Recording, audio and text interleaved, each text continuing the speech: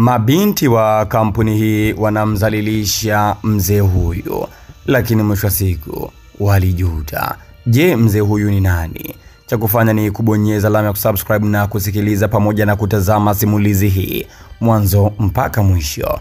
Na tunaianza simulizi yetu kama ifuatavyo. Katika jiji lililojaa kelele na harakati za watu, kulikuwa na kampuni kubwa ya huduma za kifedha itwayo Mambo Trust, pamoja na jina lake linaloashiria uaminifu.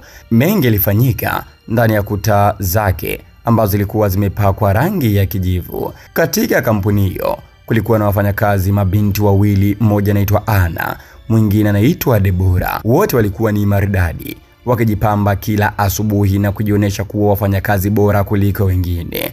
Lakini nyuma ya tabasamu zao walificha tabia ambazo wenzao walizijua ila hawakuthubutu kuzisema. Walikuwa wakali, majivuno, na mara nyingi waliwadharau wateja walioonekana kuwa na hali ya chini kimaisha. Na kesho yake tajiri mkubwa wa kampuni Bwana Richard Mwakipesile, mtu mwenye umri wa miaka takribani 70, aliamua kufanya kitu ambacho hakuwahi kufanya: kujua ukweli kwa macho yake mwenyewe. Mara baada ya kusikia tabia za Anna na Deborah si nzuri katika ofisi yake, hivyo basi alichoka kusikia malalamiko ya wateja, maoni ya wafanyakazi wengine ambayo yalikuwa yanaonyesha kuwa Anna na Deborah hawakuwa sawasawa kazini. Na kesho yake tajiri mkubwa wa kampuni hiyo aitwaye Bwana Richard Mwakipesile, mwenye umri wa miaka 70, aliamua kufanya kitu ambacho hakuwahi kufanya ili kujua ukweli wa kile ambacho anaambiwa.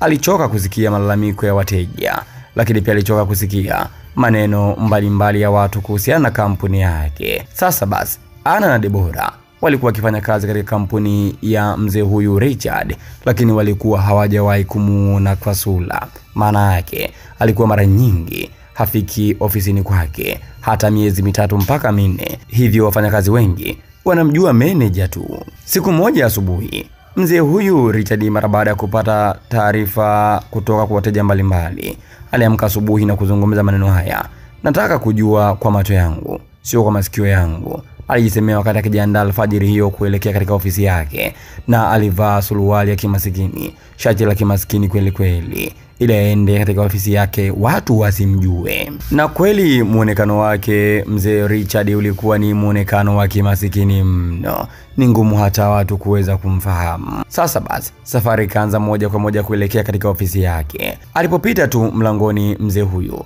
walinzi hawakumtambua kabisa.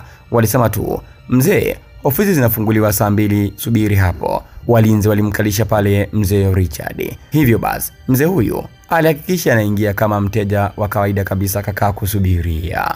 Kwa bahati mbaya, Anna na Deborah walikuwa wanaongoza dawati la mapokezi siku hiyo. Walifika katika eneo lile, na kabla Anna na Deborah hawajaongea chochote, walimwangalia kutoka juu mpaka chini mgeni huyu ambaye amefika hapo ofisini.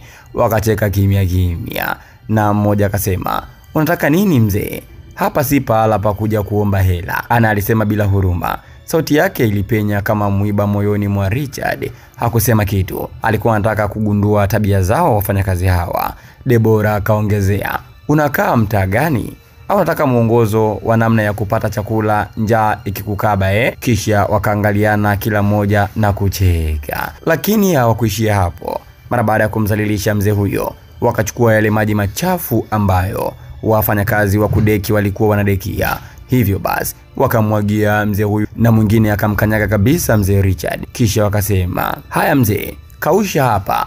Wataka nini wewe? Kausha ili tuweze kukupa fedha uende ukale. Wakampa na dekio. Lo, mpaka hapo mzee Richard alikuwa ameanza kukosa pumzi, akijiuliza ni vipi watu wanaweza kuwa na roho kali kiasi hiki. Alidhani hiyo ilikuwa tu tabia kwa wengine, lakini sasa alikuwa mhanga wa tabia hiyo. Dakika chache baadaye, Bwana Richard ambaye alikuwa ni manager wa kampuni hiyo aliingia na kumkuta mzee Richard akideki. Ikumbukwe tu ya kwamba Deborah, Anna na wafanyakazi wengi walishindwa kumtambua kutokana na jinsi alivyovaa, lakini pia huwa hahudhuri ofisini mara kwa mara. Lakini Daudi yeye aliweza kumjua bosi wake, na ndipo balaa lilipoanzia hapo. Mara baada ya Daudi kuingia hapo mapokezi asubuhi hiyo na kusema, nini hapa ambacho kinaendelea? alizungumza maneno hayo Daudi. Ana na Debora walipomwona meneja walijaribu kujitetea mara moja, lakini wakawa wameshachelewa.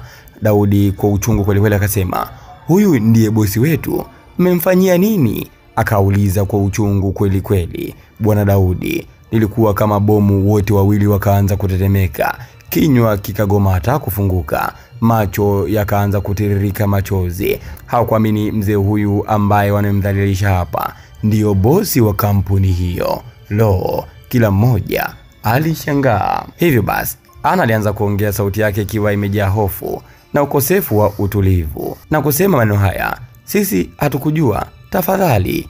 Alizungumza hivyo Ana, lakini kabla hajamaliza mzee Richard alinyanyuka taratibu, kisha akasema maneno haya, "Sasa mmenijua." Wakati huo wafanyakazi wengine ambao walikuwa wamesimama tu mlangoni wanaangalia kile ambacho kinaendelea wakaanza kutetemeka, wakashindwa kuamini macho yao. Ofisi ikawa kimya. Kisha mzee Richard alimgeukia Daudi na kumwambia, "Nani anayesimamia maadili ya kampuni hii?" Daudi akasema, "Mimi mheshimiwa."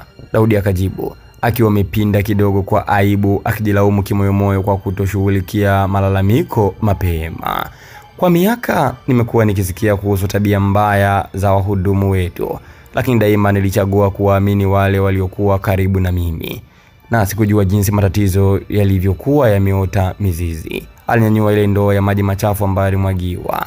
Bado kina mabaki ya maji. Hivi kweli mtu ambaye haheshimu mwanadamu mwingine anaweza kuheshimu kazi yake? Swali hili lilimgusa kila mtu, si Ana na mwenzake Debora, bali hata wale waliokuwa wametazama kutoka mbali, wafanyakazi wengine.